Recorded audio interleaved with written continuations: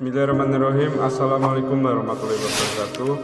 Pemirsa yang dirahmati Allah, marilah kita simak ceramah dari Ustadz Adi Hidayat dengan tema Hakikat tentang musibah.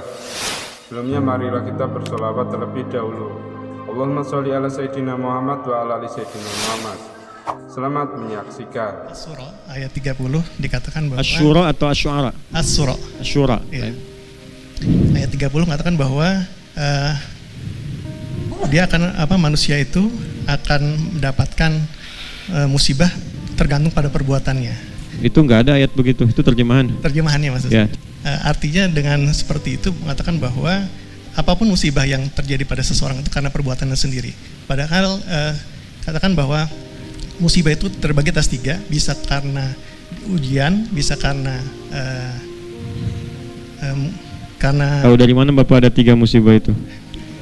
Jangan disimpulkan, pertanyaannya apa?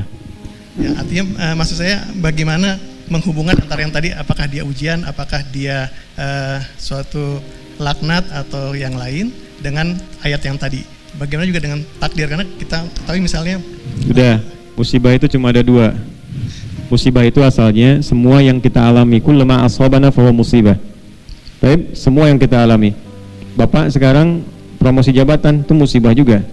Ya, semua yang kita alami itu musibah. Yang kita alami dalam hidup sebagai ujian dari Allah itu musibah. Ada yang sifatnya menyenangkan. Misal, Khalifah Umar bin Abdul Aziz ketika diangkat itu kalimatnya inna lillahi wa inna ilaihi raji'un. Baiknya, mengamalkan firman Allah Subhanahu wa taala di Al-Baqarah ayat 156, alladzina idza asabathum musibah qalu inna lillahi wa inna ilaihi raji'un. Jadi jabatan itu ujian. Dapat harta juga ujian. Ya, kalimatnya apa? Inna lillahi, ini kan milik Allah. Satu saat akan dihisab, kan? Dapat ilmu juga musibah. Nah, ada yang kedua jenisnya, ujiannya berupa hal yang tidak biasa kita rasakan, melahirkan duka cita, misalnya meninggal, ya, kekurangan harta, walanabluwannakum bisyai'in minal khawf wal ju' wa naqsin minal amwal wal anfus wath thamarat, ya. Hanya kadang begini sifat manusia itu, menyadari ada masalah, ada musibah, diasosiasikan selalu pada yang kedua.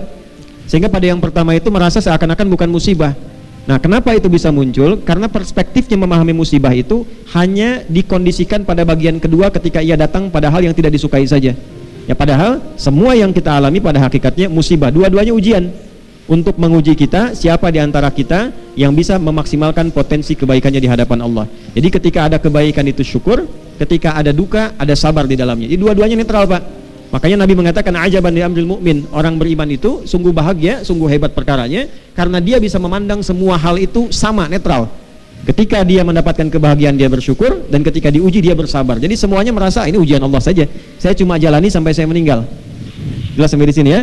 Nah, apa kaitan dengan surat Asy-Syura ayat ke-30 tadi? Pada hakikatnya nggak mungkin diuji kecuali karena perilaku kita juga. Bapak misalnya milih pekerjaannya apa sekarang? saya dokter. Dokter, maka ujiannya di bidang kedokteran, Pak. Nggak mungkin ujian di bidang kepolisian, nggak mungkin ujian di bidang kemiliteran, pasti ujiannya di bidang kedokteran. Itu yang dimaksud pilihan hidup kita itu, disitulah ada letak ujiannya. Demikian juga hal-hal yang terkait dengan hal negatif. Orang yang korupsi, pasti ketika dia korupsi tertangkap, di penjara, yaitu bagian dari musibah dia.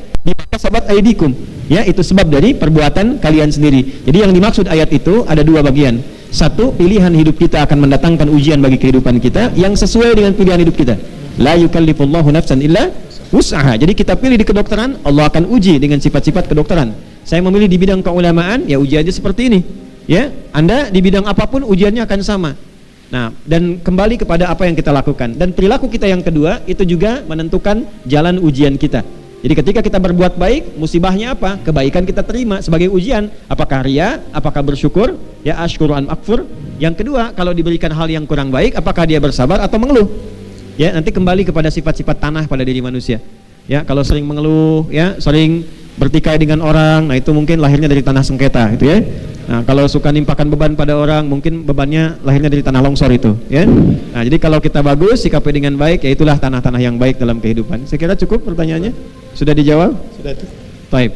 السؤال من هو أنا شرحته عن لسان استفسار منه كيف صيغة السؤال وما هو المقصود من ذلك هو سأل عن حقيقة المصيبة هو سأل عن تفسير قول الله في سورة الشورى نعم وحضرتك أجبته أن المصيبة لها تفسيرات عديدة وهكذا نعم. بإضافة فضل شيخنا. أحسن الله إليك. الله يبارك فيكم شيخنا في. الله فيكم. نعم ada yang lain terakhir. الإضافة فقط تفضل.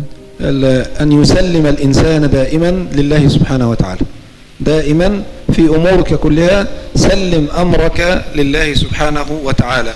يعني لأن عندنا من أركان الإيمان أن تؤمن بالله وملائكته وكتبه ورسله واليوم الآخر، وأن تؤمن بالقدر خيره وشره. فأمور كثيرة الإنسان لا يكون له دخل فيها، وكان ذلك في الكتاب مستورا. وهناك يعني كل هذه الأمور كتبت للإنسان يعيشها وهو جنين في بطن أمه. إذن الإنسان يسلم أمره لله سبحانه وتعالى ويؤمن بالقدر خيره وشره لأنه ركن من أركان الإيمان. Barakallahu fikum, ahsant. Ini tambahan yang sangat bagus nih Pak, untuk kita semua, untuk Ibu juga. Cara paling gampang ngatasi musibah itu, kita qanaah dan serahkan semua itu dengan menerima sebagai ketetapan Allah, apapun bentuknya. Lalu cari solusi yang terbaik sesuai petunjuk Allah untuk mengatasi itu. Itulah definisi sabar yang sesungguhnya. Dan ini bagian dari iman pada tingkat yang tertinggi, pada yang keenam.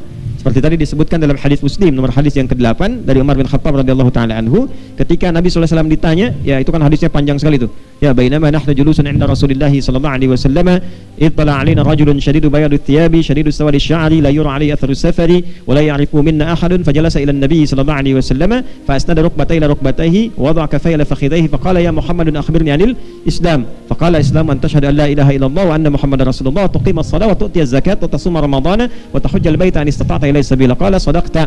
Fa'ajibna yas'aluhu fayusaddiquhu faqala akhbirna 'anil iman. Nah ini poinnya. Faqala Nabi sallallahu alaihi wasallam al-imanu an tu'minu billah, an tu'mina billahi wa malaikatihi, ya, kemudian wa kutubihi wa rusulihi wal yaumil akhir, yang keenam wa tu'mina bil qadari khairihi wa syarrihi. Kita itu lulus di yang 5. Iman pada Allah, malaikat, kitab, rasul, kiamat, yakin semua. Tapi giliran ada qada dan qadar suka nanya, ya Allah kenapa harus saya? Kenapa begini gitu kan? Nah, maka bagaimana caranya? Terima dulu, karena setiap yang Allah kasih itu adalah kebaikan yang sesuai dengan kebutuhan kita. Terima dulu. Kalau sudah bisa menerima, hati kita cenderung lapang. Allah kasih gelap, hujan, alhamdulillah. Terima dulu. Nanti setelah itu pelajari apa hikmahnya di balik hujan ini. Manfaatkan waktunya. Jalan berangkat musibah macet betul. Terima dulu. Karena bikin status pun tidak menghentikan macet. Ya, terima dulu. Setelah terima, baru cari kegiatan yang produktif. Apakah membaca, apakah koneksikan dengan kegiatan yang lain. Maka dari itulah tadi beliau mengatakan, serahkan urusan kita dengan menerima itu kepada Allah. Itulah puncak keimanan qada dan qadar. Jelas ya? Allahu ta'ala a'lam bis-shawab.